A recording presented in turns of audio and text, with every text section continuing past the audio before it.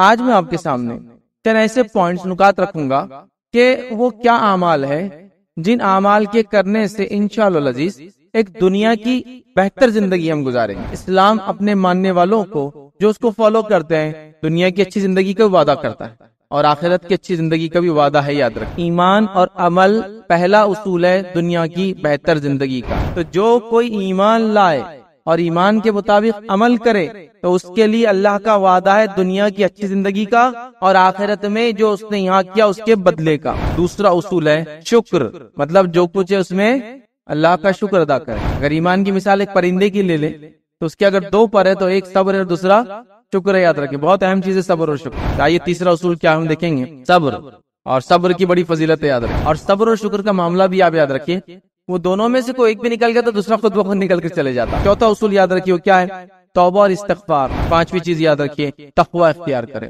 چھٹی چیز یاد رکھیے وہ ہے نماز۔ ساتویں چیز جس سے دنیا کی بہتر زندگی ہوتی وہ ہے دعا کرنا، دعا عبادت ہے۔ آٹھویں چیز جو آج ہم دیکھیں گے یاد رکھیے وہ ہے ذکر الہی، اللہ کا ذکر۔ کیوں؟ الا بذکر اللہ تطمئن القلوب، اللہ کے ذکر میں انسان کے دل کیا پاتا ہے، اطمینان۔ نواں کام جو آپ کو کرنا ہے یاد رکھیے دنیا کی اچھی زندگی کے لیے وہ ہے توکل کرنا اللہ۔ توکل کا معنی ہوتا ہے جس ذات پر آپ نے توکل کرنے کا، بھروسہ کرنے کا دعویٰ کیا ہے اس ذات پر مکمل طور سے آپ کو اعتماد ہو، اس کو بولتے ہیں توکل۔ پھر آخری اصول جو آج آپ کے سامنے رکھوں گا وہ یہ ہے مسلمان بھائی کی پریشانی دور کرنا۔ تو یہاں ہماری پریشانی کو اگر ہم دور کرنا چاہتے ہیں تو ہم نکل کر دوسروں کی پریشانیوں کو دور کرتے چلے، یاد رکھیں تو ہماری پریشانیاں بھی انشاءاللہ دور ہو جائیں گی۔ دکھ میں تھے، مصیبت میں تھے، پریشانیوں میں تھے، جانے گئی، لیکن ایک زمانہ آیا، پھر خلافت آ گئی نبی اکرم صلی اللہ علیہ وسلم کے بعد، اور پھر جو دور شروع ہوا امن اور امان کا، اتنا امن و امان کی ایک عورت بھی اگر نکل جائے مدینہ سے تو عراق تک چلی جا سکتی ہے، مطلب اس ملک تک آسانی سے جا سکتی، اتنا امن و امان راستوں میں۔ سمجھے آپ بات کو، اتنا امن و امان ہو گیا تو صحابہ کو ڈر لگنے لگا کہ اللہ رب العزت دنیا میں تو ہم کو اس کا بدلہ نہیں دے رہا، جو تکلیفیں ہم نے سہی، تو گویا دنیا کی اچھی زندگی ان کو بھی عطا ہوئی۔ شروعات کی ایک تکلیف کی زندگی کے بعد، شروعات کی آزمائش اور مصیبتوں کی زندگی کے بعد، تو گویا اسلام اپنے ماننے والوں کو جو اس کو فالو کرتے ہیں دنیا کی اچھی زندگی کا وعدہ کرتا ہے اور آخرت کی اچھی زندگی کا بھی وعدہ ہے، یاد رکھیں۔ سمجھ رہا بات کو؟ لہٰذا آج میں چند پوائنٹس آپ کے سامنے رکھتا ہوں کہ دنیا کی بہتر زندگی، دنیا کی اچھی زندگی، مگر کیسے اس کو حاصل کریں۔ اب جو نکات میں آپ کے سامنے رکھوں گا پوائنٹس، یہ پوائنٹس جب آپ سنیں گے تو آپ کو لگیں گا یار یہ تو وہی جو پہلے بھی سن چکے، جمعہ خطبہ میں سن رہے ہیں، مولانا ہم کو واضح و نصیحت کر رہے ہیں اسی پوائنٹس پر۔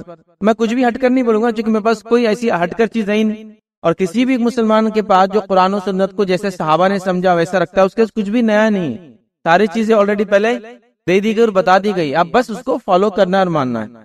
تو اب جو بھی نکات آپ کے سامنے آئیں گے کچھ بھی نیا نہیں ہوگا، سب آپ نے سنا ہے، بس وہ سنی ہوئی چیزوں کو میں کیا کر رہا ہوں ایک جگہ جمع کر کے آپ کے سامنے رکھنے کی کوشش کر رہا ہوں، یاد رکھیے اس سے ہٹ کر اور کچھ بھی نہیں ہے، کچھ نیا نہیں ہوگا انشاءاللہ، بس ایک یاد دہانی پھر سے آپ کو ایک بار، ٹھیک ہے۔ اب ایک بات اور یاد رکھیے، دنیا کی اچھی زندگی اسلام کے بغیر آپ کو حاصل نہیں ہو سکتی، یہ بات کو آپ سمجھ لیں، اور جو بھی طریقہ آپ دنیا کی اچھی زندگی کے گزارنے کے لیے نکالیں گے وہ طریقہ وہ ہوگا جو انسان کو یا ایک مسلمان کو جہنم میں لے جائیں گا، کیونکہ شریعت نے جو بتا دیا بس وہی اچھی زندگی کا تصور ہے، اس کے علاوہ پھر اچھی زندگی نہیں کہیں بھی، یاد رکھیں۔ تو اگر میں کوئی نیا طریقہ بتاؤں گا، آپ کے سامنے کوئی نئی بات رکھوں گا تو ظاہر سی بات ہے وہ غلط راستہ ہوں گا، تو میں آپ کو وہی بات بتاؤں گا جو آلریڈی بتا دی گئی، یاد رکھیں، اس کو سمجھنے کی ضرورت۔ آئیے ایک مثال سے اپنی بات شروع کرتا ہوں۔ ایک مرتبہ یہ ہوا کہ ہم نے ایک پروگرام رکھا، پروگرام کا ٹاپک تھا بلا سودی بینکاری، بلا سودی معیشت، بلا سودی بینکنگ کیسا چلائیں۔ جب ہم نے پروگرام رکھا، ابو ظہبی اسلامک بینک کے ایک مینیجر تھے، کریڈٹ رسک مینیجر، مطلب لوگوں کو جب ادھار دیتے تو اس میں کیا کیا خطرات ہوتے وہ دیکھتے تھے، اورنگ آباد آنا ہوا تو ہم نے ان کا ایک پروگرام رکھ دیا۔ وہاں ان کے پروگرام سے پہلے تقریباً پروگرام 6 بجے تھا، 4 بجے ایک صاحب کا کال آیا کہ میں آپ سے ملنا چاہ رہا ہوں، نام نان مسلم تھا ان کا، مطلب غیر مسلم تھے۔ وہ جب انہوں نے کہا کہ اس طرح سے ہے تو میں نے کہا ٹھیک ہے آپ آ جائیے، کوئی مسئلہ نہیں، اور وہ ملاقات کے لیے آ گئے۔ اس کے بعد وہ ہمارے ساتھ بیٹھے، کافی دیر بات چیت ہوئی، تو کہنے لگے کہ میں چاہتا ہوں کہ بغیر سود کے کوئی نظم یا نظام بنے، اور میں نے پھر کیا کیا، ہمارے مذہب میں تو وہ چیز نہیں تھی، وہاں تو سود وغیرہ کا کافی تصور ہے، تو میں نے مختلف ادیان پڑھے، تو میں نے اس میں یہودیت پڑھا، تو مجھے پتا چلا کہ یہودی کتابوں میں سود حرام ہے، لیکن یہودیوں سے زیادہ سود لینے دینے والی قوم نہیں ہے دنیا میں۔ پھر میں نے عیسائیت کو پڑھا، عیسائیت میں 17ویں صدی میں پوپ کو لکھا گیا کہ سود کے معاملے میں کیا معاملہ ہے، تو پوپ نے کوئی فتوے کا جواب ہی نہیں دیا، مطلب اپنا فتوی جاری نہیں کیا۔ اس کے بعد کچھ سالوں بعد ایک فتویٰ جاری کیا کہ 2% جائز ہے، پھر فتویٰ جاری کیا کہ 5% جائز ہے، پھر فتویٰ جاری 10% جائز ہے، اور اب ان کے نزدیک کتنا بھی جائز ہے۔ تو گویا پہلے تو جواب ہی نہیں دیا انہوں نے بھی، بعد میں جواب دیے تو 2 سے لے کے بڑھاتے بڑھاتے اب انلمیٹڈ ہوگا، جو لینا ہے لے لو۔ پھر میں پریشان ہوں، پھر میں نے 30 سال محنت کی، کافی ایجڈ تھا ہوں، 30 سال محنت کر کے میں نے ایک ماڈل بنایا، بلا سودی بینکاری کا ایک ماڈل بنایا۔ جب میں نے 30 سال محنت کر کے بلا سودی بینکنگ کا ایک ماڈل بنایا کہ بلا سود کے بینک کیسا چل سکتا ہے، پیسے لیا دیا کیسے جا سکتا ہے، تو اس کے بعد مجھے کسی نے بتایا کہ آپ نے مسلمانوں کو بھی دیکھا ہے ان کے پاس سود حرام ہے، میں نے کہا ٹھیک ہے بولتے ہوں گے سود حرام ہے، لیکن ان کا کوئی نظم نہیں ہوگا، سسٹم نہیں ہوگا، کوئی حرام ہے ٹھیک ہے مذہب نے بول دیا حرام ہے، کیسے کیا کیا کرے اس کے خلاف کچھ نہیں ہوگا۔ پھر مجھے تھوڑی عقل آئی، میں نے بولا چلو دیکھتے ہیں کیا ہے اس میں نے پڑھنا شروع کیا اس تو مجھے تو پورا ایک انسٹیٹیوشن، مطلب ایک پورا نظم ملا، ایک نظام تھا آلریڈی مسلمانوں کے پاس، جو بغیر سود کے لینے دینے کا ایک سسٹم ان کے پاس بنا ہوا تھا۔ تو میں بڑا تعجب اور حیرت میں رہ گیا، اور میں آپ کے سامنے کہتے ہوئے شرماؤں گا نہیں، انہوں نے مجھ سے کہا کہ میں نے 30 سال اپنے زندگی کے برباد کر دیے، اگر پہلے میں مسلمانوں کو اور اسلام کو اسٹڈی کر لیتا تو ہو سکتا ہے اس 30 سال میں کچھ نیا کام کرتا، اس سے اوپر والا، مطلب آپ لوگوں کے پاس نظام ہے تو اس کو عمل میں کیسا لا، شاید میں اس میں محنت کرتا، تو میں نے 30 سال اس کے اندر برباد کر دیا۔ اب یہ کوئی معمولی شخص نہیں، یاد رکھیں یہ کوئی معمولی شخص نہیں ہے، یہ وہ شخص ہے جو پونا کے رہنے والے، ویسے اورنگ آباد کی پیدائش ہے ان کی، وہاں ان کا گھر ہے، پونا میں رہتے ہیں، اور جب بھی الیکشن ہو کے ایم پی سلیکٹ ہوتے ہیں اور پارلیمنٹ میں پہلی بار جاتے ہیں تو روپیہ کیسا بنتا ہے یہ ان کو سمجھانے کا کام ان کا رہتا، ہر بار جا کے سمجھاتے کہ روپیہ کیسا بنتا ہے، روپیے میں کس کے کتنے شیئر رہتے ہیں، پیسہ جو چھپتا ہے نا ہمارا اکنامی، وہ سمجھاتے، مطلب ایک بہت بڑے اکنامسٹ ہیں جو پیسے کے لین دین کو بہت گہرائی میں سمجھتے ہیں، اور ہر آنے والے نئے ایم پی کو سمجھایا کرتے ہیں۔ تو گویا میں بولنا یہ چاہ رہا تھا کہ ہم دنیا کی بہتر زندگی دنیا میں ڈھونڈ رہے ہیں، اور لوگ دنیا میں بہتر زندگی کیسے گزارے، غیر مسلم اسلام کو دیکھ کر سمجھ رہے ہیں، گویا ان کو اسلام کا جو بلا سودی نظام ملا، انہوں نے کہا 30 سال میرے خامخواہ برباد ہوئے، اگر یہ مل جاتا، پہلے میں سوچتا، چونکہ میں نے یہودیت عیسائیت پڑھا، مجھے لگا مسلمانوں کے پاس بولتے ہیں ہی نہیں کچھ، میں پڑھا نہیں، تو آپ انداز لگے، تو گویا غیر مسلم بھی گواہی دے رہے ہیں کہ آپ کے پاس ایک نظام ہے جو دنیا کی اچھی زندگی گزارنے کے لیے ضروری ہے۔ یہ ہمارا مسئلہ ہے کہ ہم بول رہے ہیں ہم کو ایک نیا راستہ نکالنا ہی پڑے گا اس کے لیے، سمجھ رہے ہیں آپ؟ تو ہم دین کو چھوڑ کے سمجھتے دنیا کی اچھی زندگی ملیں گی، نوجوان ہمارا سمجھتا ہے داڑھی کاٹنے سے دنیا کی اچھی زندگی ملے گی، کچھ لوگ یہ سمجھتے ہیں کہ ہم جو ہے حلال کو حرام اور حرام کو حلال کر دیں، سود کو ماننا ہی پڑے گا، حلال اس لیے کہ اس کے بغیر اب چارہ نہیں، تو اس سے اچھی زندگی ملے گی ہم کو۔ کچھ لوگ یہ سوچتے ہیں کہ شادی بیاہ اسلام نے اتنا روکھا دیا، اس میں کوئی نہیں، ہم کو اپنے دور سے 10 دن پہلے سے شادی شروع کرنا پڑیں گی، 50 دن بعد تک منانا پڑیں گی، تب مزہ آئیں گا، تو ہم اپنے طریقے سے شادی ایجاد کر رہے ہیں، اپنے طریقے سے میتوں کو وہ کر رہے ہیں، ہر سسٹم اپنا نکال رہے ہیں، حالانکہ اسلام نے دے دیا۔ تو غیر مسلم 30 سال اپنا سر پٹک کے واپس آ کر کہہ رہا ہے کہ تمہارے پاس سسٹم تھا، اور مسلمانوں افسوس کی بات ہے یہاں سے نکل کے کہیں اور تلاش کرے، شاید اچھی زندگی یہاں ہو، انجوائمنٹ یہاں ملے۔ تو آئیے میں آپ کے سامنے چند اصول رکھتا ہوں، دنیا کی اچھی زندگی آپ کیسے گزار سکتے ہیں اور کیسے ملیں گے۔ آئیے پہلا اصول کیا ہے دنیا کی اچھی زندگی کے لیے، جو شریعت نے مجھے اور آپ کو دیا، اور جو باتیں ہم کو ملتی ہے، اس کی ترتیب بھی دیکھیے میری اپنی ہے، اور نکات کا سلیکشن بھی میرا اپنا ہے، تو اس کے اندر آپ اس سے زیادہ بھی نکات آ سکتے ہیں، میں نے جو بہتر سمجھا ایک 10 پوائنٹ آپ کے سامنے رکھ دوں گا، اس سے زیادہ بھی علماء آپ کو بتائیں گے، کتابوں میں آپ وہ چیزیں پڑھ سکتے ہیں، اور یہ 10 کیوں چنا، مجھے بہتر لگا کہ میں یہ 10 کو چنوں اپنے اعتبار سے۔ بہرحال تو آئیے پہلا اصول کیا ہے دنیا کی بہتر زندگی کا، وہ ہے ایمان اور عمل۔ ایمان اور عمل پہلا اصول ہے دنیا کی بہتر زندگی کا، یہ میں نہیں کہہ رہا، آپ قرآن ہم پڑھیں گے، قرآن کو دیکھیں قرآن کیا کہہ رہا ہے، سنیے غور سے۔ اللہ تعالیٰ قرآن فرماتا سورہ نحل سورہ نمبر 16 اور اس کی آیت نمبر جو 97 میں اللہ فرماتا ہے، کہتا اللہ فرماتا من عمل صالحا من ذکر او انثى وهو مؤمن فلنحيينه حیاة طیبہ ولنجزینهم اجرهم باحسن ما كانوا يعملون۔ اللہ فرماتا کہتا ہے کہ جو کوئی نیک کام کرے، چاہے وہ مرد ہو چاہے عورت ہو، لیکن ہو وہ ایمان والا۔ اللہ کیا فرما رہا ہے، جو شخص نیک عمل کرے، مرد ہو یا عورت ہو، بشرط ہے کہ وہ ایمان والا ہو، تو اسے ہم یقیناً بہت اچھی زندگی عطا کریں گے، اور ان کے نیک اعمال کا بدلہ ان کو ضرور بھی ضرور دیں گے۔ تو اچھی زندگی عطا کریں گے مطلب یہ، اور نیک عمل کا ضرور بھی ضرور بدلہ دیں گے مطلب مرنے کے بعد کی زندگی۔ تو جو کوئی ایمان لائے اور ایمان کے مطابق عمل کرے، تو اس کے لیے اللہ کا وعدہ ہے دنیا کی اچھی زندگی کا، اور آخرت میں جو اس نے یہاں کیا اس کے بدلے کا۔ یہ ہے یاد رکھ، تو یہ ہے اصل زندگی کے اصول، کہ اچھی زندگی ہمیں تب مل سکتی ہے جب ایمان اور عمل پر ہم چلیں۔ میں بات کیوں رکھ رہا ہوں، ہمارے پاس یہ سوچا جا رہا ہے کہ ایمان کو چھوڑنے سے، ایمان کو چھپانے سے، عمل کو رد کرنے سے، عمل کو چھوڑنے سے ہم دنیا کی اچھی زندگی پا سکتے ہیں. جیسے نوکری جلدی مل جائیں گی چہرہ وغیرہ اگر مسلمان جیسا نہیں دکھا تو، جیسے ہم کو کوئی ماریں گے نہیں اگر ہم اپنے آپ کو مسلمان نہیں بتائیں گے تو، جیسے اگر ہم سود کو حلال مان لیں گے تو تجارتیں ہماری انشاءاللہ بہت آگے بڑھ جائیں گی، ترقی کر لیں گے. جیسے ہم پردے کو اگر ہماری عورتوں کو اتار دیں گے تو ہماری عورتیں تعلیم اور ترقی میں بہت آگے بڑھ جائیں گی. ہم لوگ یہ سوچ رہے ہیں ایمان کے خلاف اور عمل کے خلاف بات کر رہے ہیں اور سوچ رہے ہیں ہم کامیاب ہوں گے. یہاں اللہ بول رہا ہے کہ اگر بہترین دنیا کی زندگی چاہیے تو پہلا کام کرنا ہوگا ایمان لانا ہوگا، ایمان کے مطابق عمل کرنا ہوگا. آپ سمجھیے اس بات. اب بہت سارے مسلمان یہ کہہ سکتے ہیں ہم تو ایمان والے ہیں، پھر بھی پریشان حال ہے، تو وہ اپنے ایمان کو جانچے، کیونکہ ایمان کا نام ہم نے لیا، ایمان کی حقیقت ہم نے ابھی بھی نہیں پہچانا. آپ دیکھیے توحید کے نام پہ لوگ شرک کرتے ہیں، سنت کے نام پہ بدعتیں ہمارے اندر رائج ہیں. ہم یہ دیکھتے ہیں کہ اللہ رب العزت نے یہاں تو کچھ اور ہی وعدہ کر رکھا ہے، ایمان لاؤ، نیک عمل کرو، چاہے مرد ہو چاہے عورت ہو، دنیا کی اچھی زندگی اور آخرت کی اچھی زندگی کا وعدہ ہے. تو کوئی ہمارا نوجوان بچہ یا کوئی خاتون یہ نہ سمجھے کہ اس دین کو چھوڑنے کی وجہ سے وہ دنیا میں آگے بڑھ سکتے ہیں. اس دین کو جس نے تھاما دنیا بھی انہوں نے پالی اور آخرت تو انہی کی ہے. جس نے اس دین کو چھوڑ دیا دنیا تو اس کو شاید مل گئی آخرت، لیکن اس کو کبھی نہیں ملی. یاد رکھ. ایک مشہور قول دین اور دنیا کو سمجھاتے ہیں وہ لکھتے ہیں دنیا ایک سائے کی طرح ہے، جب انسان چلتا ہے آگے تو سایہ اس کا خود بخود پیچھے چلتا ہے.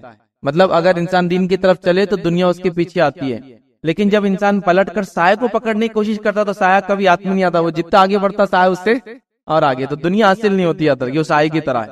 آپ چلو وہ پیچھے آ جائیں گے آپ، لیکن آپ اس کو پکڑنے چلیں گے اس کی طرف وہ ہاتھ نہیں آتی. یاد رکھیے. تو لہٰذا ایمان اور عمل یہ پہلا اصول ہے، یاد رکھیے. تو ایمان میں بات کہہ رہا تھا کہ ایمان حقیقی ایمان والا، اور عمل سے مراد وہ اعمال ہو جو شریعت نے بتائے ہو. کیونکہ لوگوں نے ایمان بھی اپنا من مانا کر دیا، اعمال بھی اپنے من مانے بنا دیے. بس اعمال کی قبولیت کے لیے جو شرائط ہے وہ رکھ دیتا ہوں. پہلا با ایمان ہو، دوسرا اخلاص کے ساتھ کرے، اور تیسرا سنت کے مطابق کرے تو عمل قابل قبول ہے. یہ علماء لکھتے ہیں 3 کنڈیشن ہے کسی عمل کے قابل قبول ہونے: ایمان، اخلاص کے ساتھ کیا جائے، اور ساتھ میں جو ہے سنت کے مطابق وہ عمل. چلیے آگے بڑھتے ہیں. دنیا کی بہتر زندگی کا ہم دوسرا اصول دیکھتے ہیں، وہ کیا ہے؟ تو دنیا کی بہتر زندگی کا یاد رکھیے دوسرا اصول ہے شکر. شکر مطلب جو کچھ ہے اس میں اللہ کا شکر ادا کریں. ایمان اگر ایک پرندہ ہے تو اس کا ایک پر صبر ہے تو دوسرا پر شکر ہے. بہت اہم، بہت اہم. اگر ایمان کی مثال ایک پرندے کی لے لے تو اس کے اگر 2 پر ہے تو ایک صبر ہے اور دوسرا شکر ہے. یاد رکھیں بہت اہم چیز ہے صبر اور شکر. تو بہرحال ہم شکر کو پہلے دیکھیں گے کہ شکر یاد رکھیے کرنے سے دنیا کی بہتر زندگی انسان گزارتا ہے. یاد رکھ. اب انسان شکر گزار کب بنتا ہے اس کا طریقہ بھی جان لے. دنیا میں اپنے سے نیچے لوگوں کو دیکھنا اور دین میں اپنے سے اوپر والوں کو دیکھنا. تو دنیا میں نیچے والوں کو دیکھنے سے شکر ادا کرتا ہے انسان. ہمارا پیمانہ پورا اپوزٹ ہے. جیسا مثال کے طور پر کوئی کہے آپ نمازیں پڑھیے نا تو آپ بولتے رہے وہ مولانا کے بچے خود نہیں پڑھتے تو ہم تو کبھی جمعہ پڑھ لیتے نا، ہم تو بہت آگے ان سے. دنیا کے اندر ہمارا الٹا رہتا، ارے انہوں نے 2 گاڑی لے لی تو ہماری تیسری گاڑی آنا ضروری ہے. تو دنیا میں ہم اپنے سے اوپر والوں کو دیکھتے اور دین میں اپنے سے نیچے والوں کو. جبکہ اصول کیا ہے؟ دین میں اپنے سے اوپر والوں کو دیکھو. اگر آپ 5 ٹائم نماز پڑھتے تو تہجد گزار انسان کو دیکھو. 5 ٹائم نماز پڑھتے تو اس کو دیکھو جو موقعہ کے ساتھ 5 ٹائم نماز پڑھتا ہے. اگر آپ موقعہ کے ساتھ 5 ٹائم نماز پڑھتے تو اس کو دیکھو موقعہ کے علاوہ 5 ٹائم نماز کے علاوہ جو نوافل ادا کرتا ہے، تہجد گزار ہے. تو ایسا ہوتا ہے. تو دین میں اپنے سے اوپر اور دنیا میں اپنے سے نیچے، اس سے آدمی میں شکر پیدا ہوتا ہے. یہ بڑی اہم چیز ہے، یاد رکھیے شکر گزاری اللہ رب العزت کی. آئیے اللہ رب العزت کیا فرماتا ہے.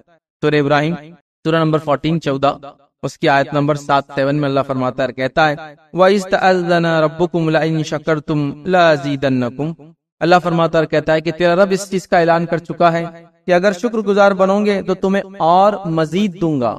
اگر تم میرا شکر ادا کرو گے تو میں اور تم کو مزید دوں گا. تو اگر ہم اللہ کا شکر ادا کرتے تو اللہ میں اور کیا کرتا ہے؟ مزید عطا فرماتا ہے اور زیادہ عطا فرماتا ہے. یاد رکھیں. اب ہمارا معاملہ یہ کہ ہمارے پاس جو کچھ ہے اس میں صرف اور صرف ہمارے کلمات اور جملے ناشکری کے. مثال لے لیجیے، اللہ تعالیٰ نے آپ کو کھیتی دی ہے تو وہ 1 ایکڑ تو دیے، اس کے بعد 10 ہے. اگر آپ شکر نہیں ادا کرتے جو آپ کے پاس، اس کا نقصان کیا ہوتا ہے معلوم ہے؟ علامہ ابن قیم الجوزی رحمہ اللہ کا مشہور قول ہے، وہ کہتے ہیں کسی نعمت کو باقی رکھنے کا اصول یہ ہے کہ جو آپ کے پاس ہے اس کا شکر ادا کیا ہے تو وہ باقی رہتی اور اگلی بھی حاصل ہوتی. اور جب آپ شکر نہیں کرتے نعمت کا تو جو ہے وہ بھی چلے جاتی اور آنے والی بھی آپ کو حاصل نہیں ہوتی. پھر تو کسی بھی نعمت کو حاصل کرنے کا راستہ ہے. کیا راستہ ہے؟ شکر ادا کرو.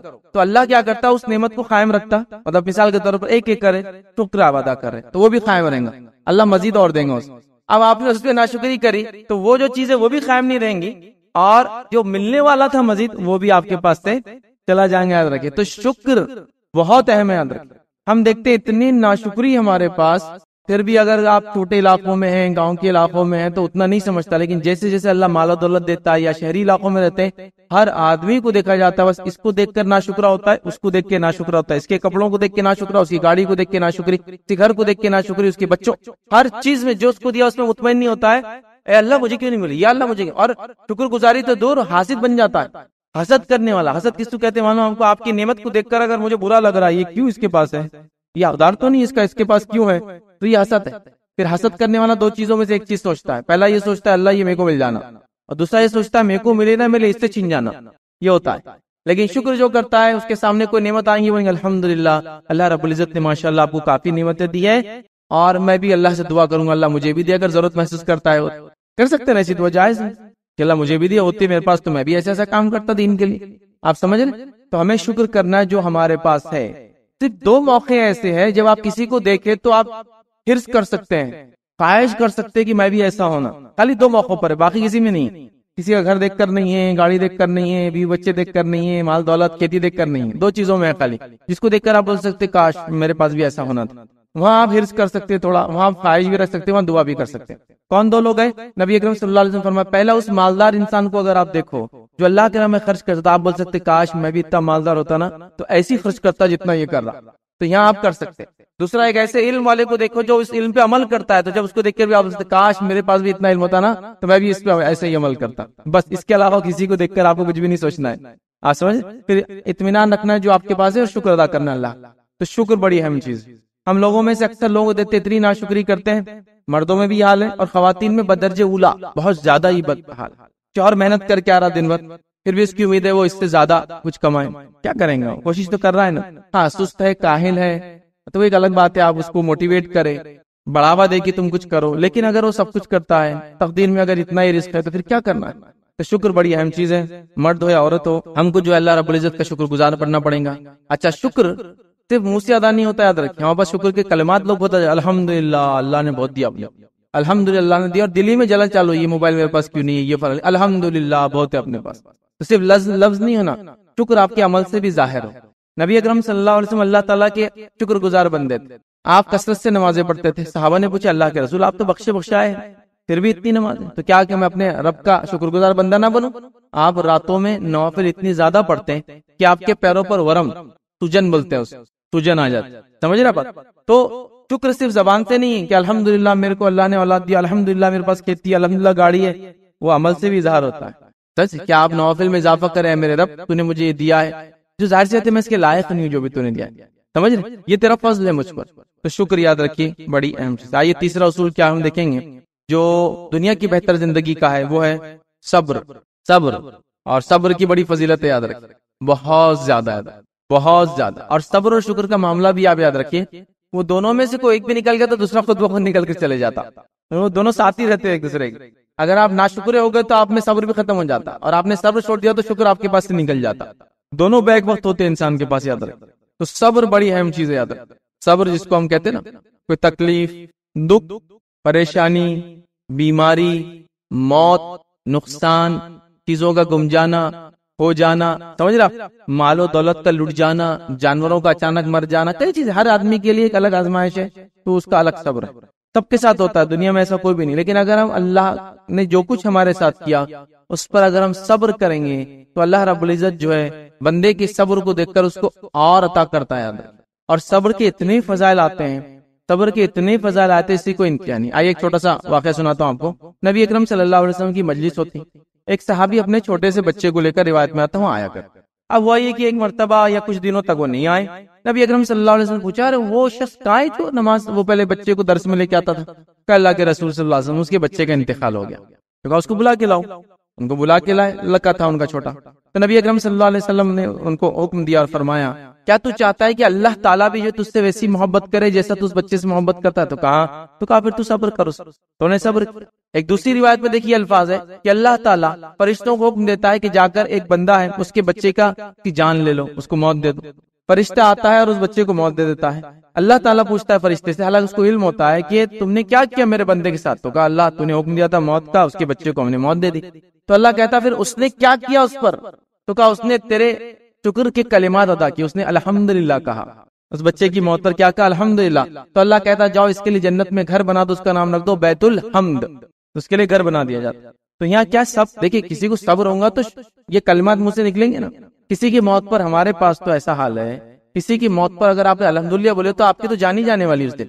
زیادہ سے زیادہ ہم کیا بولتے کسی کی موت پر؟ انا للہ و انا الیہ راجعون. حالانکہ آپ کو پتا ہے انا للہ و انا الیہ راجعون آپ اپنے آپ کو یاد دلاتے ہیں ہم اللہ کی طرف سے اللہ کی طرف جانا ہے. میت کو کیا فائدہ ہے اس کا؟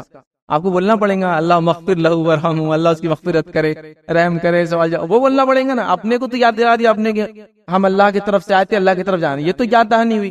میت کو کیا پہنچا اس میں سے؟ اپنے آپ کو بولنا پڑے گا آپ کو اللہ اس کی مغفرت رحم.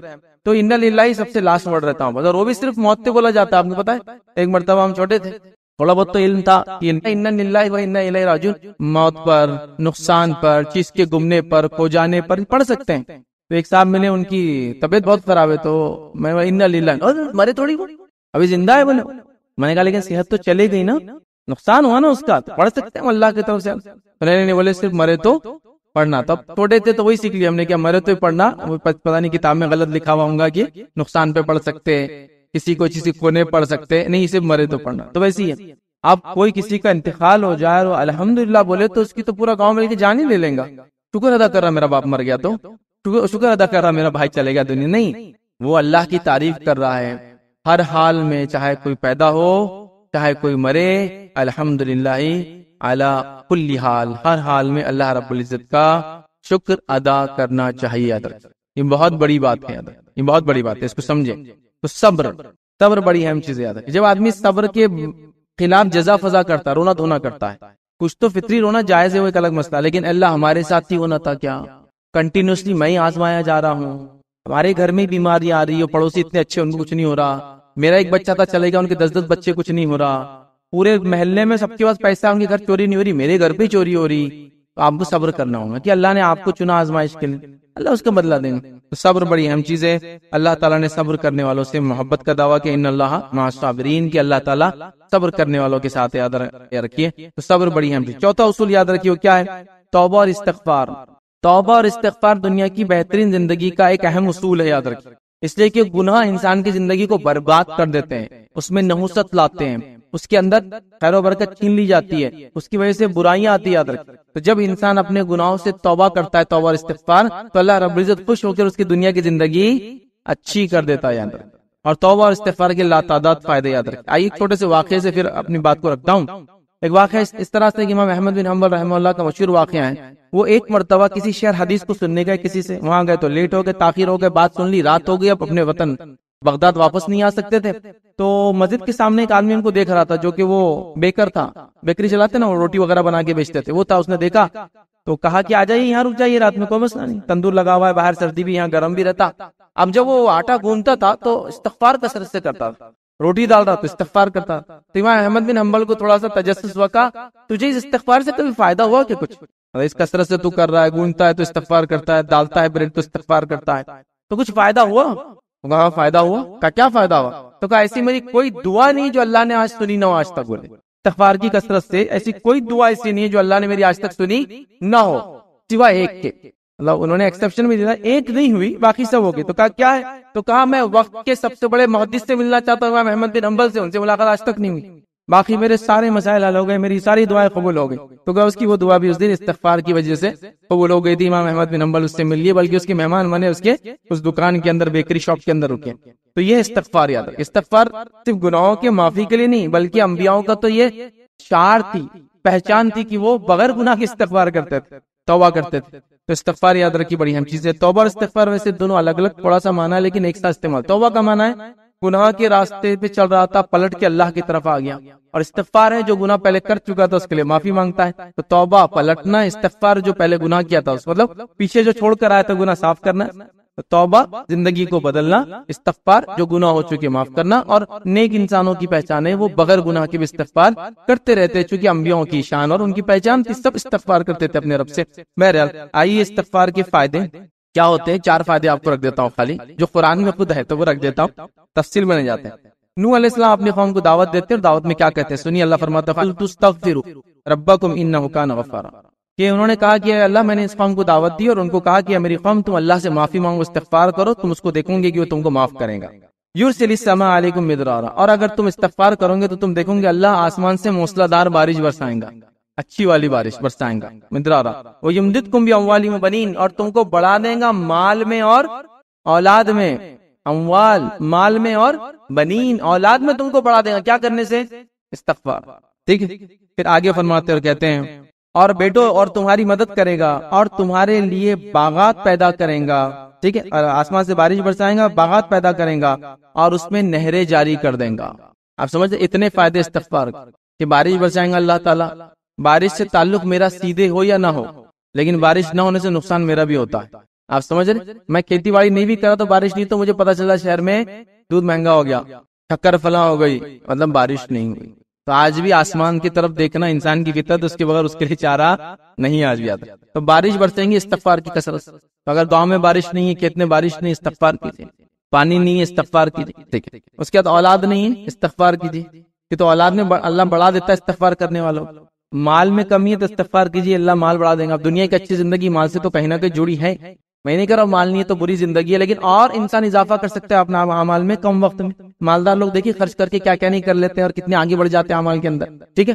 اور اس کے بعد نہریں جاری کر دیں گا اور باغات عطا کریں گا، تو گویا نہریں ہمارے اس میں جاری ہو جائیں گی، اللہ باغات دیں گا۔ تو استغفار کے لا تعداد فائدے ہیں، ہمیں چاہیے کہ ہم استغفار کریں، اور جب قوم استغفار کرتی تو اللہ اس پہ عذاب بھی نہیں لاتا ہے۔ کیا فرمایا اللہ نے سنیے، وَمَا كَانَ اللَّهُ مُعَذِّبَهُمْ وَهُمْ يَسْتَغْفِرُونَ، اللہ کیسے کسی قوم پہ عذاب لائیں گا جبکہ وہ استغفار کرتی ہے؟ اللہ کیسے کسی قوم پر عذاب لائیں گا جبکہ وہ کیا کرتی ہے؟ استغفار کرتی ہے۔ تو بہرحال استغفار کریں۔ 5ویں چیز یاد رکھیے، تقوی اختیار کریں۔ تقوی دل کی کیفیت ہے، دل کی دنیا کے بدلنے کو عام زبان میں کہیں گے، اور ویسے اس کو ڈر کہتے ہیں، ہے نا۔ وہ ڈر وہ والا ڈر نہیں ہے جو کو بولیں گا کہ مجھے جن بھوت فلاں سے لگتا ہے، بچوں کو بڑے سے لگتا نہیں، یہ وہ ڈر ہے کہ میرے خالق نے مجھے پیدا کیا اور پھر میں اس کی معصیت نافرمانی کیسے کر سکتا ہوں۔ آپ سمجھے؟ تو تقوی بڑی اہم چیز ہے، اور تقوی کے لاتعداد دنیاوی فائدے ہیں۔ آپ دکھ میں ہیں، تکلیف میں، مصیبت میں، بیماری میں، پریشانی میں، تنگدستی میں، تقوی بھی اختیار کیجیے، سب کا حل ہے۔ حتیٰ کہ اگر کوئی جیل میں بھی ہے، قید میں بھی ہے، تقوی اس کا علاج۔ واقعہ یاد کیجیے، ایک صحابی تھے جن کو رومیوں نے گرفتار کر لیا، ان کے والدین نبی اکرم صلی اللہ علیہ وسلم کے پاس آئے، کہا اللہ کے رسول رومیوں نے میرے بچے کو گرفتار کر لیا، کیا کروں؟ تو کہا تقوی اختیار کر۔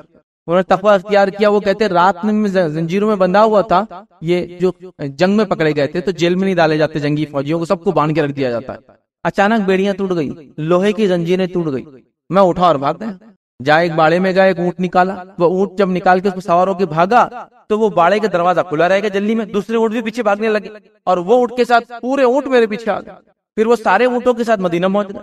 مدینہ پہنچ کے فجر سے پہلے آواز دی اپنے گھر والوں کو، والدین بڑے خوش ہو گئے، سمجھ گئے بچے کی آواز ہے، باہر نکلے، بیٹے سے ملاقات ہوئی، کہا چلو مسجد نبی جائیں گے، فجر کی نماز مسجد نبی میں ہوئی۔ پھر انہوں نے کہا اللہ کے رسول صلی اللہ علیہ وسلم اب یہ مسئلہ تو ہوا، تقوی ہم نے اختیار کیا، بچے کو اللہ نے رہائی دے دی، وہ آ گیا وہاں سے، لیکن اب ایک مسئلہ بھی ہے ساتھ۔ کہا کیا مسئلہ ہے؟ کہا مسئلہ یہ کہ اونٹ بھی ساتھ آ گئی اتنے سے، یہ تو ہمارے نہیں ہے، اب ان کے بارے میں کیا کریں؟ اب کیا کرے؟ تو اس کے جواب میں ایک آیت نازل ہوئی، وہ آیت آپ کے سامنے رکھتا ہوں، کیا کرے؟ تو اس میں اللہ رب العزت سورۃ طلاق کی ایک آیت تھی، اس میں اللہ نے فرمایا وَمَن يَتَّقِ اللَّهَ يَجْعَل لَّهُ مَخْرَجًا وَيَرْزُقْهُ مِنْ حَيْثُ لَا يَحْتَسِبُ، جو اللہ کا تقوی اختیار کرتا ہے اللہ اس کو نکلنا آسان کرتا ہے اور وہاں سے روزی دیتا ہے جہاں سے سوچا بھی نہ ہوگا۔ کہا یہ اونٹ تیرے ہو گئے، وہاں سے روزی دیا جہاں سے گمان نہیں تھا۔ مسئلہ تھا نا، اونٹ تو ان کے نہیں تھے، وہ تو بھاگنے کے لیے تو پورے آ گئے۔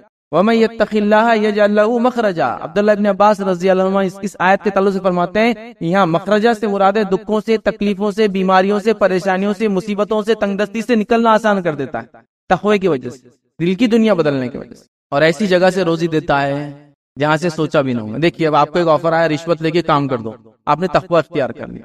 اب تقوی اختیار کرنے سے ایک نقصان تو ہو گیا، 10,000 واپس چلیں گے، 10,000 تو بڑی رشوت بول دیا میں نے، 100 روپے واپس چلیں گے، سمجھ چھوٹی موٹی رشوت والا معاملہ۔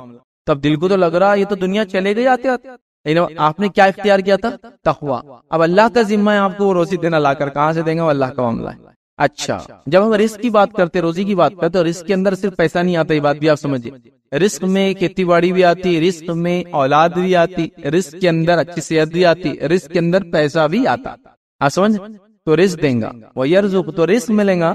تو آپ یہ مت سوچو اب 100 روپے کی رشوت چھوڑ دیا، تقوی اختیار کر 100 روپے کم ملیں گے، نہیں، ہو سکتا ہے 100 روپے جو خرچ ہونے والے تھے بیماری میں وہ بچ جائیں گے، ہو سکتا ہے جو 100 روپے بیماری میں خرچ ہونے والے تھے وہ بچ جائیں گے، یہ رزق۔ ہو سکتا اولاد نافرمان ہو جاتی تمہارے اس سود خوری رشوت خوری سے، اللہ اس کی حفاظت کریں گے، یہ ہے یاد رکھیے۔ تو تقوی بڑی اہم چیز ہے، یاد رکھیے، اس کو اختیار کیجیے۔ آئیے چھٹی چیز یاد رکھیے، وہ ہے نماز، چھٹا اصول نماز۔ اب نماز کی فضیلت، نماز کتنی اہم ہے آپ کو سب پتا ہے، میں اب اس میں کیا اضافہ نیا کروں بتائیے، آپ کچھ بھی نہیں کر سکتا ہوں، لیکن آئیے اس کے فائدے بتاتا ہوں تھوڑا۔ کسی چیز کے فضائل معلوم سے لالچ بڑھتی انسان کو چیز کو کرنے کے لیے۔ اب فرض نماز کے کیا فضائل ہے وہ میں نہیں بولوں گا یا اس کا اجر کیا ہے، میں ایک نفل نماز کے فضائل بتاتا ہوں، تو فرض کے فضائل قیاس کر لینا اس کے اوپر خالی۔ آئیے کیا فائدے، خالی ایک کون سی نماز؟ نفل۔ کون سی نفل نماز؟ سب سے افضل عبادت، نفل میں سب سے افضل عبادت وہ ایک نماز ہے، کون سی ہے؟ تہجد۔ تہجد کے فائدے دیکھ لو تو باقی چیزیں آپ سمجھ جائیں گے۔ تب تہجد کے فائدے کیا، سنو آپ غور سے سنو۔ نبی اکرم صلی اللہ علیہ وسلم فرماتے تہجد کے فائدے بتاتے، اور یہ مسند احمد اور جامع ترمذی کی روایت ہے، آپ نے کیا فرمایا؟ تم رات کا قیام ضرور کیا کرو، تم رات کا قیام ضرور کیا کرو، کیونکہ یہ تم سے پہلے صلحاء کی عادت تھی، تم سے پہلے نیک لوگوں کی عادت۔ ٹھیک ہے، ایک فائدہ نیک لوگوں کی عادت آپ اپنا لیں گے۔ دوسرا فرماتے اور رات کا قیام اللہ سے قریب کرتا ہے، دوسرا فائدہ رات کا قیام تم کو کیا کریں گے، اللہ سے قریب کرتا ہے اور گناہوں سے بچاتا ہے۔ رات کا قیام اللہ سے قریب، گناہوں سے بچاتا ہے۔ آگے سنیے، اور برائیوں کو مٹاتا ہے، جو تمہارے اندر برائیاں ہوں گی نفس کے اندر اس کو مٹا دیتا ہے، اور جسمانی بیماریوں کو دور کرتا ہے۔ یہ صحیح روایت، جسمانی بیماریوں کو دور کرتا ہے۔ کتنے لوگ صرف بیماری کی وجہ سے پریشان ہیں، آج حل یہاں ہے، راتوں میں اٹھ کر اللہ کی عبادت کرنا۔ سیدھے لفظ ہے، بیماریوں کو تم سے دور کرتا ہے، اور یہ صحیح روایت۔ کئی فائدوں میں صرف دنیا کا فائدہ، ہم صرف دنیا کے دیکھ رہے فائدے ہیں، دنیا کی اچھی زندگی، تو بیماری سے بچے رہنا صحت میں، صحت مند آدمی زیادہ اور کیا اچھا ہو سکتا ہے۔ صحت تو ہزار نعمت ہے، آپ کے سب کچھ آ گیا اور صحت چلے گی، کیا کریں گے؟ غریب تھے تو سوچتے تھے گدے لے کے سوؤں گا، تو ابھی فرشی پہ سو رہا ہوں۔ غریب تھے تو سوچتے تھے یہ کھاؤں گا، ابھی پیسے نہیں کروں گا۔ اب مالدار تو ہو گئے لیکن بیمار رہتے ہو، تو اب شوگر ہوگی تو میٹھا نہیں کھا سکتے ہو۔ اب مالدار ہو گئے تو پتا چلا ڈاکٹر بولا وہ پیٹ کی تمہاری ریڑھ کی ہڈی میں پرابلم ہے، اس لیے گدے پہ سوئے تو خراب ہو جاتی ہے، نیچے ہی سویا کرو، تو فائدہ تو ہوا نہیں کچھ۔ آپ سمجھ رہے بات؟ تو بیماری سے نجات نماز کے ذریعے۔ دیکھیے فرض نماز وغیرہ کے کیا فائدے ہوں گے، اب آپ صرف اس سے سمجھ جائیے۔ صرف ایک نفل نماز کے فائدے میں نے آپ کے سامنے رکھے، 5 فائدے تھے، اس میں سے ایک بہرحال۔ چلیے آگے بڑھتے ہیں۔ 7واں فائدہ یاد رکھیے، 7ویں چیز جس سے دنیا کی بہتر زندگی ہوتی وہ ہے دعا کرنا۔ دعا عبادت ہے، دعا عبادت ہے یار۔ تو دعا کرنا چاہیے، کثرت سے دعا کرنا چاہیے اللہ تعالیٰ، ہر چیز کے لیے دعا کرنا چاہیے۔ خاص طور سے جو بزرگ ہے قوم کے لیے دعا کرے، خاص طور سے والدین ہیں بچوں کے لیے دعا کیجیے، سمجھے؟ خاص طور سے ذمہ دار ہے تو اپنے ماتحت لوگوں کے لیے دعا کیجیے۔ نبی اکرم صلی اللہ علیہ وسلم غیر مسلموں کے لیے دعا کرتے تھے کیونکہ وہ چاہتے تھے کہ وہ حق کو سمجھے۔ تو آپ ذمہ دار ہے کسی ایک تنظیم جماعت کی، آپ اپنی جماعت کے لیے دعا کیجیے، ہے نا؟ دعا بڑی اہم چیز ہے یاد رکھیں۔ انبیاء علیہ الصلوۃ والسلام کو دیکھیے، ان کی دعائیں دیکھیے کیسی کیسی کرتے تھے، اور دعاؤں میں جو ان کی سوچ اور مطلب جس کو بولیں گے بلندی تھی، وہ عجیب تھی، معلوم کہ اپنے لیے نہیں نسلوں کے لیے دعائیں کرتے تھے۔ ہماری دعا ایسا ہے کل کا مسئلہ ہو جائے، آج کا مسئلہ ہو جائے، بچہ پاس ہے، ایسی رہتی۔ ان کی رہتی تھی اللہ میری نسلوں کو توحید پر قائم رکھنا۔ یہ دور اندیشی انبیاء میں ہی ہوتی، یاد رکھیں۔ نسلوں کی دعائیں عجیب و غریب بہرحال، تو دعائیں کثرت سے کرے، یاد رکھیں۔ دعا کرنے کے 3 میں سے ایک فائدے ہوتے ہیں، الگ الگ حدیثیں ہیں، سب کو جمع کر کے میں مفہوم رکھ رہا ہوں۔ 3 میں سے ایک فائدہ ہوتا ہے، کیا ہوتا ہے؟ دیکھیے پہلا فائدہ، جو مانگا وہ مل جاتا ہے۔ دوسرا فائدہ، جو مانگا وہ نہیں ملتے ہوئے اس کے برابر کوئی تکلیف دکھ بیماری اللہ ہٹا دیتا ہے۔ اور تیسرا، دنیا میں کچھ نہیں ملتا لیکن آخرت میں اس کا نام عمل میں بدلے کی شکل میں آپ کو ملے گا۔ 3 میں سے ایک فائدہ، مانگا جو مل گیا، گاڑی چاہیے گاڑی مل گئی، گاڑی مانگا نہیں ملی لیکن فائدہ یہ ہوا کہ آپ کی موت تھی کسی گاڑی کے نیچے آ کر اللہ نے ٹال دیا اس کو، چلو ٹھیک ہے، تو ایک مصیبت کو ٹال دیا اس کے برابر جس لیول کی دعا تھی۔ تیسرا، اس کو اس کا بدلہ آخرت میں بتایا جائے گا کہ کتنا اس کو فائدہ ہوا۔ تو دعا سے کیا ہوتا؟ یہ تو قبول ہو جاتی، تو آپ نے جو مانگا مل جائے گا، نہیں تو کم از کم ایک مصیبت دنیا کی ٹل جائیں گی، اور مصیبت میں جب آدمی نہیں رہے گا دنیا کی اچھی زندگی گزارے گا۔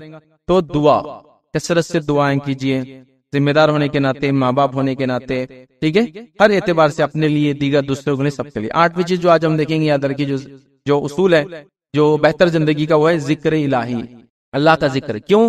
اعلیٰ بذکر اللہ تطمئن القلوب، اللہ کے ذکر میں انسان کے دل کیا پاتا ہے؟ اطمینان۔ آج لوگ اطمینان کے لیے کیا کیا نہیں کرے بتائیے مجھے۔ لوگ گانے سنتے کیوں؟ ان کو لگتا ہے اس میں سکون اطمینان ہے۔ لوگ فلمیں دیکھ رہے کیوں؟ تھوڑا ریلیکس محسوس ہوتا ہے، یا انٹرٹینڈ ہوتے ہیں، مطلب یا تو مزہ آتا ہے یا تو اچھا لگتا ہے۔ ہے نا, مطلب وہ پریشان ہے بول کے اس کو یہ سب چیزیں دیکھنا پڑتی بیچارے کو, ہے نا. تو ہم لوگوں کے دل کہیں اور اطمینان کو تلاش کر رہے ہیں, لیکن اصل اطمینان کہاں ہے؟ اللہ کے ذکر میں ہی. یاد رکھ, اللہ کے ذکر میں اصل اطمینان ہے. اس چیز کو آپ کو اور ہم کو سمجھنے کی ضرورت ہے. یاد رکھ, اور صحابہ صحابیات اس کثرت سے ذکر کرتے, خود نبی اکرم صلی اللہ علیہ وسلم فجر کے بعد سے لے کر اشراق تک ذکر کیا کرتے تھے. تسبیحات, دیگر چیزوں کا وہ کرنا, قرآن کی تلاوت یا ان صورتوں کو خاص پڑھنا جو بتایا گیا, ذکر و اذکار. ذکر و اذکار سے دل اطمینان پاتے ہیں. آج ہم ڈپریسڈ ہے, ٹینسڈ ہے, پریشان ہے دنیا سے, اس کے حالات سے. آپ اللہ کا ذکر کیجیے, آپ کے دل کو اطمینان ملیں گے. یہ اصل چیز. مال و دولت آپ کے پاس بہت ہے, لیکن اگر دل میں سکون نہیں تو کیا کریں گے آپ؟ تو دل کا سکون کیا ہے معلوم؟ اللہ کے ذکر میں. جو اس کو کرتا ہے, جو اس کا فائدہ اٹھاتا ہے, وہی بتا سکتا ہے اس کا فائدہ کیسے ہوتا ہے. سمجھ آپ, نواں کام جو آپ کو کرنا ہے یاد رکھیے دنیا کی اچھی زندگی کے لیے, وہ ہے توکل کرنا. اللہ, توکل کا معنی ہوتا ہے جس ذات پر آپ نے توکل کرنے کا, بھروسہ کرنے کا دعویٰ کیا ہے, اس ذات پر مکمل طور سے آپ کو اعتماد ہو, اس کو بولتے توکل. سمجھے آپ؟ توکل کرنے سے کیا ہوتا ہے معلوم کو؟ توکل کرنے سے اللہ رب العزت آپ کو رزق عطا فرماتا ہے. کیسے عطا فرماتا ہے سنیے. عمر ابن خطاب رضی اللہ عنہ اس حدیث کے راوی فرماتے ہیں, کہتے ہیں اللہ کے رسول صلی اللہ علیہ وسلم فرمایا کہ اگر تم ویسا اللہ پر توکل کرو جیسا توکل پرندے کرتے ہیں, وہ خالی پیٹ گھروں سے باہر نکلتے ہیں اور شام بھر پیٹ گھر واپس آتے ہیں, تو اللہ بھی تم کو ویسے روزی دیں گا جیسے پرندوں کو روزی دیتا ہے. توکل, سمجھ رہے آپ؟ اب ہمارے پاس توکل کا کیا معنی رہتا ہے؟ بہت ہی بھونڈا معنی لیتے لوگ. کیسے لیتے میں آپ کو سمجھاتا. ایگزام ہمارے بیٹے پڑھو, اللہ پہ توکل, پڑھو مت پڑھو تقدیر میں جو ہے وہی ہونے والا ہے. بیٹے کھیتی کو جاؤ, کھیتی کر کے کیا فائدہ, لگنا ہوگا تو فصل انشاءاللہ خود لگ جائے. یہ وہ توکل ہے جو انبیاءوں کا بھی نہیں تھا کہ کچھ مت کرو اور چیزیں ہو جائیں گی. اگر وہ لوگوں کو یہ بولا جائے, اتنا توکل کا یہ معنی ہے کہ کچھ مت پڑھو تو پاس ہونا ہے, نہیں ہوگا تبدیل ہو جائے گا, کھیتی مت کرو لگنا ہے لگ جائے گا, نہیں لگ جائے گا تو کیا کرو تم گھر کے اندر منہ کھول کے لیٹے رہو, کھانا آنا ہوگا ناشتہ تو مل جائے گا, تقدیر میں ہوگا تو مل ہی جائے گا. دوپہر میں بھی کھانے منہ کھول کے رکھو, آنا ہے تو آ جائیں گا, نہیں آنا ہے نہیں آئیں گا. تو نہیں کوشش کرنا, اپنا کام ہے, جانا امی کو بولنا, ورش کھانے میں ڈھونڈنا, خود بنانا. تو ہم یہ بولے توکل کا معنی کیا ہے معلوم؟ حدیث خود بتا رہی, پرندے اپنے گھونسلوں میں بیٹھ کے توکل نہیں کرتے. کیا کرتے ہیں؟ گھونسلوں سے حدیث میں نکلتے ہیں. تو آپ بھی نکلو نا. پرندے الگ ڈھنگ سے کھاتے پیتے ہیں, ان کو ایسا اللہ نے کھیتی باڑی نہیں کرنا پڑتا ہے, کمانا نہیں پڑتا ہے, وہ چلتے چلتے چگ لیتے ہیں. ہمارے لیے روزی الگ ڈھنگ سے ملتی ہے ہم کو. وہ اڑ کے نکلتے ہیں, ہم بازار میں نکلیں گے, ہم کھیت میں جائیں گے, آفیسز کے چکر ماریں گے اور وہاں تلاش کریں گے. سمجھ رہے بات؟ یہ توکل ہے. عبد الرحمن ابن عوف رضی اللہ عنہ مدینہ آئے تو کچھ بھی نہیں تھا, مواخات باندھی کی بھائی چارہ, جس سے مواخات باندھی انہوں نے کہا آپ کے لیے سب کچھ حاضر آدھا کا, کچھ بھی نہیں چاہیے. صبح ہوئی تو کہا مجھے بس بازار کا راستہ بتا دو. روایت میں آتا پہلے دن بازار جا کے اور رات میں اس دن کے کھانے کا سامان کا انتظام خود کر لیا. یہ توکل. یہ نہیں کہا کہ میں تو سیٹ تھا مکہ میں, تو اب یہاں کوئی میرے کو سیٹ بنائے گا تو میں کہوں گا نہیں. نکلے ہوں گے چھوٹا موٹا حمالی کی ہوں گی, لوگوں کا سامان اٹھا دیا ہوں گا وغیرہ, پھر اللہ نے زندگی میں کیسی برکت دی. اور عبد الرحمن ابن عوف رضی اللہ عنہ کی تجارت کی خصوصیت تھی, جو کم منافع میں زیادہ بڑی بڑی تجارتیں کرتے تھے. اور آج بھی لوگ جانتے ہیں, بڑے بڑے جو اسٹاکسٹ ہوتے ہیں, ہول سیلرز رہتے ہیں, وہ بہت زیادہ نہیں کماتے ہیں, لیکن اتنا ٹرن اوور رہتا ہے کہ کم اس میں زیادہ. لیکن یہ کوئی اصول نہیں ہے کہ وہ اتنا کمانا بولے کہ کھانے میں جتنا نمک رہتا ہے, ایسا کوئی شرعی اصول نہیں. یاد رکھیے, وہ کسی نے پتہ نہیں بول دیا کہ بولے کمانے میں اتنا ہی کمانا منافع بولے جتنا کھانے میں نمک, ایسا کوئی اصول نہیں ہے. لیکن انہوں نے ٹرن اوور پہ کماتے تھے. آپ سمجھ رہے, ایسے لوگ ہوتے ہیں دنیا میں. ایک چھوٹا واقعہ سناتا, بہرحال وقت ہو رہا ہے. ایک ہمارے پاس تاجر تھے, میری ان سے جان پہچان تھی, مونڈے وغیرہ بزنس کرتے تھے, تو شکر بیچتے تھے. آج سے سمجھو میں 20 سال پرانی بات کر رہا ہوں. تو شکر ایسی بیچتے تھے وہ کہ جو مارکیٹ میں ہول سیل ریٹ ہے, سمجھو 100 سمجھو 20 روپے 2000 روپے کوئنٹل شکر ہے, سمجھ لو ایسے, یہ جو بھی اس زمانے میں تھے. اور اس کا 1 کلو کا کتنا ہوگا 20 روپیہ, سمجھو 2000 روپے کوئنٹل تو 20 روپے کی 1 کلو ہوگی. تو وہ 20 روپے میں آپ جو بھی لے جاؤ, پاؤسر بھی لیں گے تو 5 روپے میں دیں گے, آدھا کلو لیں گے 10 روپے میں دیں گے, 1 کلو لیں گے 20 روپے میں دیں گے. تو میں نے ایک دن کہا پورے مونڈے میں جو ہے 1 کوئنٹل شکر 2000 میں ملتی, اور تم تو 1 کلو بھی دیتے ہو 20 روپے میں, منافع کیا ہے تمہارا اس کے اندر؟ یا تم کو اس سے کم دام میں شکر کہاں سے ملتی؟ تو بولے نہیں فیضے, میرا منافع شکر میں ہے ہی نہیں. بولے پھر کیا کرتے ہو؟ تو اس ٹائم میں شکر باردان میں آتی تھی, تھیلے معلوم موٹے والے باردان, اس میں آتی تھی. تو کہا میں تقریباً یہ چونکہ ہول سیل ریٹ میں ریٹیل کرتا ہوں, تو ڈیلی 35 سے 40 کوئنٹل بیچتا ہوں, اور ایک تھیلا جو خالی ہوتا ہے 150 روپے میں بکتا ہے. تو میں صرف تھیلوں میں کمائی کرتا ہوں ڈیلی, شکر میں نہیں کرتا ہوں. وہ باردان 150 روپے کے نکل رہے, 40 باردان نکل رہے روز, کتنے میں بیچ دے رہے 6000 روپے میں. تو میرا منافع بولے شکر میں ہے ہی نہیں, میرا منافع اس کے تھیلوں میں ہے پورا. سمجھے بات کو؟ تو کرنے والے کر لیتے ہیں، برکت کے فائدے اٹھاتے ہیں، لوگوں کی مدد بھی کر رہا ہے آدمی، خود کا فائدہ بھی کر رہا ہے، لیکن ہول سیل بزنس ہے۔ اب میں بتانا چاہ رہا نا کہ عبد الرحمن بن عوف رضی اللہ عنہ تو زیادہ تجارت کرتے کم منافع میں، لیکن یہ صاحب تو جو بیچ رہے اس چیز میں تجارت ہی نہیں کرتے، اس کے آنے والے اسکریپ سمجھے بولیں گے اس میں تجارت چل رہی ہے ان کی۔ آپ سمجھیے اس چیز، اور لوگ ہیں دنیا میں سے۔ تو عبد الرحمن بن عوف رضی اللہ عنہ کو اللہ نے بہت برکت دی تھی، بہت کم منافع میں بہت بڑی تجارت کرتے تھے، لیکن اتنا بڑا بزنس تھا کہ وہ بھی منافع بہت زیادہ ہو جاتا تھا، اتنا کہ جس کی بہرحال کوئی انتہا نہیں۔ آپ کی وفات اور آپ کی وفات کیا جو وراثت بٹی کبھی پڑھنا بہت لمبی لسٹ ہے، بدری صحابہ کو اتنا دو، فلاں لوگوں کو اتنا دو، بیواؤں کے لیے اتنا خرچ کرو، فلاں کے لیے کرو، امہات المومنین کے لیے باغ رکھا تو 4 لاکھ درہم میں بکا، وہ ان کو دے دینا بیچ کر، فلاں یہ کرنا، ایسا اتنا وصیت کی تھی۔ یہ وصیت پوری کرنے کے بعد بھی ایک ایک بیوی کو جو ہے، جو کہ 4 بیویاں تھی تو وہ 1/8 ہوتا ہے، صرف بیوی کو جو ملتا ہے 1/8 ملتا ہے، اب 4 ہے تو 1/8 میں 4 حصے ہوتے ہیں۔ اور روایتوں میں آتا ہے کہ سونا اتنا زیادہ تھا کہ اس کو جو رو سونا بولتے ہیں، سکوں کی شکل میں نہیں، جو سونا ہوتا ہے وہ ان کے پاس اتنا تھا کہ لکڑہاروں کو بلا کے اس کو کلاڑیوں سے توڑے پہلے سے، اور اس کو پھر بانٹا گیا وراثت میں، چونکہ اور کوئی طریقہ نہیں تھا، اب کہاں سے اس کو وہ کریں، پگھلا کے کب آئیں گا کب جائیں گا، تو ایسا کیا گیا۔ سمجھے بات؟ بہرحال تو توکل، بھروسہ، یہ دنیا کی بہتر زندگی کا اصول ہے۔ اور آخری اصول جو آج آپ کے سامنے رکھوں گا وہ یہ، مسلمان بھائی کی پریشانی دور کرنا، یہ بھی دنیا کی بہتر زندگی کا طریقہ ہے۔ کیسے؟ آئیے سنی حدیث کے الفاظ کیا ہے۔ نبی اکرم صلی اللہ علیہ وسلم فرمایا، جو دنیا میں اپنے بھائی کی پریشانی تکلیف دور کریں گے، اللہ قیامت کے دن اس کی پریشانی، ایک روایت میں آتا ہے جو اب دنیا میں اپنے بھائی کے عیوب کو ڈھانکیں گے، اللہ تعالیٰ روز قیامت اس کے عیوب کو ڈھانپے گا، ہے نا۔ تو بہرحال تو یہاں ہماری پریشانی کو اگر ہم دور کرنا چاہتے ہیں تو ہم نکل کر دوسروں کی پریشانیوں کو دور کرتے چلے، یاد رکھیں، تو ہماری پریشانیاں بھی انشاءاللہ دور ہو جائیں گی۔ تو یہ بہرحال 10 نکات تھے جو میں نے آپ کے سامنے مناسب سمجھے رکھوں کہ دنیا کی بہتر زندگی مگر کیسے۔ یہ ساری باتیں میں سمجھتا آپ نے بہت بار سنی گی اور بار بار سنی ہوں گی، پھر میں نے سوچا ایک مالے میں سب دانوں کو پرو دیتا ہوں اور ایک ساتھ آپ کے سامنے رکھ دیتا ہوں کچھ نئی باتوں کے ساتھ، بہرحال تاکہ ہم بھی دنیا کی اچھی زندگی سب پانا چاہتے ہیں۔ طریقہ اب میں نے اس کو بتا دیا، نیا راستہ ڈھونڈنا نہیں، کوئی نیا راستہ آپ نکالیں گے تو وہ جنت کی طرف نہیں جانے والا ہے۔ شریعت نے جو بتا دیا بس وہی ایک طریقہ، یاد رکھیں، ٹھیک ہے۔ تو لہٰذا اس طریقے پہ ہم نے 10 نکات دیکھے، لیکن صرف یہ 10 نکات نہیں تھے، علماء نے اور بھی بہت سارے نکات لکھے، میں نے جو بہتر سمجھے، اہم سمجھے، اپنے اعتبار سے ترتیب دے کے آپ کے سامنے رکھی، تاکہ یہ دنیا کی اچھی زندگی ہم گزارے اور آخرت انشاءاللہ ہماری اچھی ہو۔ اسی پر اپنی بات کو ہم ختم کریں گے۔ اللہ رب العزت سے دعا ہے کہ اللہ سبحانہ تعالیٰ ہماری دنیا کی زندگی بہتر کرے اور آخرت میں ہمیں کامیاب کرے، اپنی کتاب کا پڑھنا، سمجھنا اور عمل کرنا ہمارے لیے آسان کریں، جب تک ہمیں زندہ رکھے اسلام اور ایمان پر زندہ رکھے، خاتمہ ہمارا ایمان پر ہو۔ وآخر دعوانا الحمدللہ رب العالمین۔